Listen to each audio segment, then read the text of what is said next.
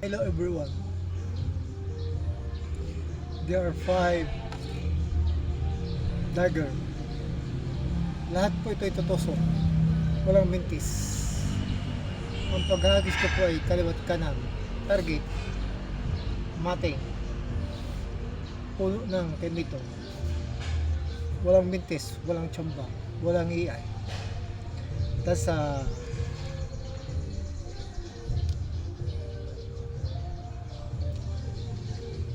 that's a demonstration. It's true. Unahin natin yung kaliwa tapos kanan. Sabay muna, sabay muna bago yung kaliwa at kanan. Let me show.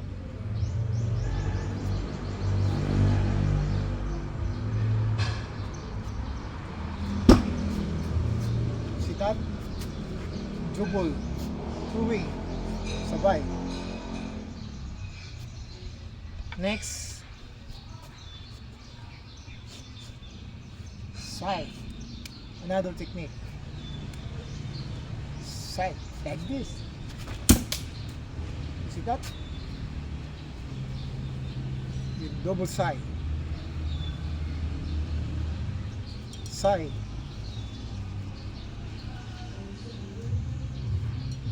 From Japan. Left and right, spin two-way, kaliwat kanan. Kanina sabay ngayon, single, left and right. Let me show. No camera trick. Okay. No camera trick. Let me show.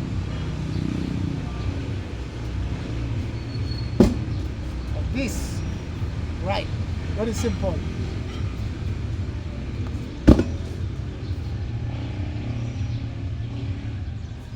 There are 5 weapons. Target. Nothing. No impossible. Ordinary demonstration, but very effective. The king of target, Coach Charles Trocadillo, is Jim from Iba, Zambales, Philippines.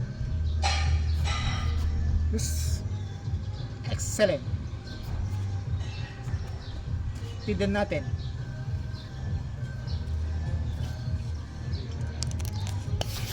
Tignan natin ang target. Yan. Ito yung mga target ko. Kumbaga sa tao, yan, ang katawan niya. Dalawang sai na bakal na mabigat. Dalawang dagger. Kutsilyo.